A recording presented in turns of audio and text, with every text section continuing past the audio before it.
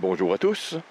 Vous me pardonnez de ne pas avoir de trépied. Vous avez pu voir, je suis en camping et j'utilise mon trépied actuellement pour mon système de recharge solaire. Bref, il y a quelques années, je vous avais présenté un système de cantine compacte, de cuisine compacte. Et je voulais vous en présenter peut-être une variante. Donc, basée sur la poche Condor. Et vous allez pouvoir voir à l'intérieur. Je voulais utiliser cette poche puisqu'elle est extrêmement pratique et très connue. Il y a vraiment plusieurs variantes, si vous regardez d'autres vidéos aussi. Mais c'est une poche vraiment très bien conçue, mais elle est ronde. Donc, ça peut... certaines personnes apprécient, d'autres moins. Bref, mon système est bien sûr basé sur des réchauds à alcool. Donc, voici un modèle que j'ai acquis récemment, générique. Donc, c'est le support. Évidemment, je filme à une main, donc... À l'intérieur, j'ai le réchaud lui-même. Ma petite cuillère multiple qui, jusqu'à date, a très bien fonctionné. Donc, une forme de combustible. Ici, j'ai du méthanol que j'utilise depuis longtemps dans des contenants Nalgene, donc de différents formats. Celui-ci va extrêmement bien avec cette poche. Et la gourde elle-même que vous avez pu voir dans une autre de mes vidéos. Voilà, il s'agit de la gourde suisse avec sa tasse en alu. Donc, tous ces éléments vont très bien dans la poche Condor et j'ai encore un peu d'espace à l'intérieur pour, par exemple, du café, gruyot ou autre chose, du thé bien sûr, ou autre chose que vous aimeriez produire avec de l'eau, par exemple. Donc, je vais mettre ceci de côté et on va s'intéresser au réchaud lui-même. Donc ici, il s'agit d'un modèle générique du fameux Trangia. Je vous montre une photo, exemple. Moi, j'ai un vrai modèle suisse de l'armée datant de 1960 quelques. Donc ceci est une variante un peu plus petite, mais très fonctionnelle. Donc on a ici le bouchon régulateur, je vous montrerai tantôt son usage, et le réchaud lui-même. Donc vous avez le bouchon avec son joint torique, donc scellant, et l'intérieur, le système lui-même du Trangia. Donc on met la source de combustible, souvent du méthanol ou autre. À l'intérieur, vous avez souvent un matériel d'absorption dans le pourtour. Et ensuite, et bien sûr, la flamme va sortir de manière plus efficace par les petits trous.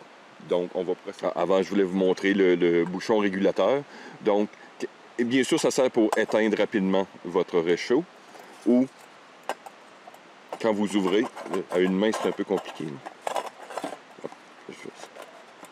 Donc, vous pouvez déplacer de gauche ou à droite pour faire rentrer plus ou moins, faire sortir plus ou moins de chaleur. Donc, un peu comme un réchaud de fondu, par exemple. J'avoue que je ne me suis jamais vraiment servi de cette chose-là, mais bon, c'est inclus. Ensuite, le support, qui semble assez simple, mais il est très, très bien conçu. Donc, première chose, vous pouvez mettre bien sûr votre réchaud dans le milieu de cette manière. Mais comme vous voyez, c'est pas très compatible avec ma gourde. Mais c'est pas un problème en soi. Mais c'est pour vous montrer que vous pouvez vraiment mettre une casserole, une poêle. Et petit avantage, c'est que, je ne sais pas si on va voir à la caméra, spécialement en hiver, c'est que le réchaud n'est pas en contact direct avec la surface. Comme je vous dis, moi je pense tout le temps en hiver dans ma tête, donc c'est une bonne chose en général. Ensuite, vous pouvez bien sûr l'inverser, donc le laisser directement de cette manière et mettre votre réchaud de cette manière. Mais vous pouvez aussi, là, encore à une main, c'est compliqué, là, justement cet angle. Les pattes à l'intérieur peuvent s'agripper sur le côté du réchaud. Et vous voyez encore, il y a un espace entre le sol et le réchaud, ce qui est une bonne chose. et ce qui permet d'amener votre réchaud des fois un peu plus haut ou un peu plus bas. Et une autre variante, voilà. Donc vous pouvez mettre votre réchaud directement de cette manière et hop, voyez-vous. Donc vous avez vraiment plusieurs configurations selon le type de casserole ou de température que vous voulez atteindre, par exemple, durant une cuisson. Donc, intéressant. Maintenant, on va y ajouter le combustible, comme je vous expliquais ici, du méthanol.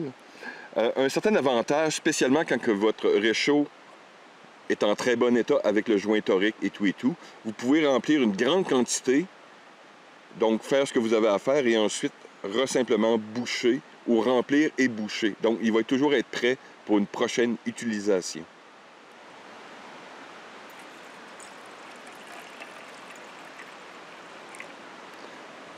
Voilà. Comme je vous dis, je travaille à une main, donc un peu de gaspille. Donc souvent, on peut le laisser de cette manière, laisser imbiber, on peut le bouger un peu. Certaines personnes vont le refermer, le brasser pour que le tissu à l'intérieur absorbe. Donc, et ces réchauds ont en général ce qu'on appelle un temps de démarrage d'environ 1 minute. Donc on laisse le temps de réchauffer et ensuite que les cycles d'absorption d'oxygène tournent alentour, tournent à l'intérieur. Donc on va l'allumer de manière traditionnelle. Là, ouais. Ça va être difficile à une main. C'est pas un angle idéal, mais bon, laissez-moi 2 secondes.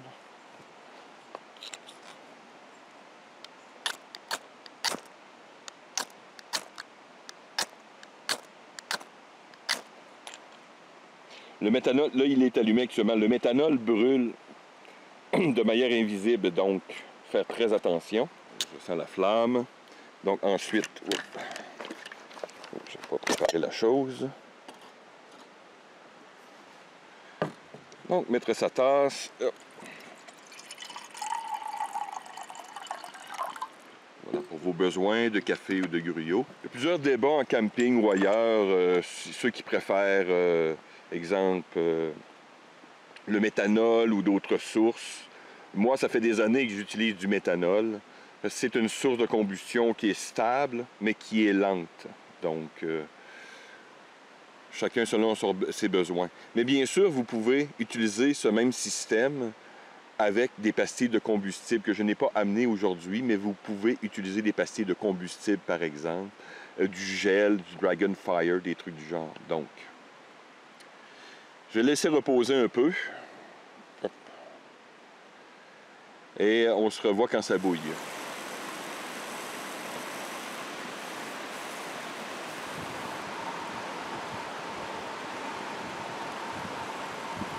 Évidemment, quand vous travaillez avec des poêles à alcool ou autre, ou que ce soit en cuisine dans la campagne, toujours mettre des gants. Donc, quand votre eau est acceptable, hop, et vous pouvez prendre un des bouchons. C'est toujours un peu compliqué à une main, donc vous pouvez enlever et hop, tout simplement mettre le bouchon. Et voilà. Ah, juste avant de terminer, juste pour vous montrer dans le fond. Voyez? Donc, ce qui me reste d'alcool est ce qui est absorbé par le matériel absorbant à l'intérieur. Vous pouvez le revider dans votre contenant sans problème. Attendez bien sûr que ça refroidisse. Sinon, si votre poêle est en très bon état, avec les joints toriques, donc vous pouvez le sceller et le remettre tout simplement dans vos équipements pour une prochaine utilisation. Et ensuite, vous allez à la préparation de votre mets favori. Donc voilà, merci de m'avoir écouté. À la prochaine.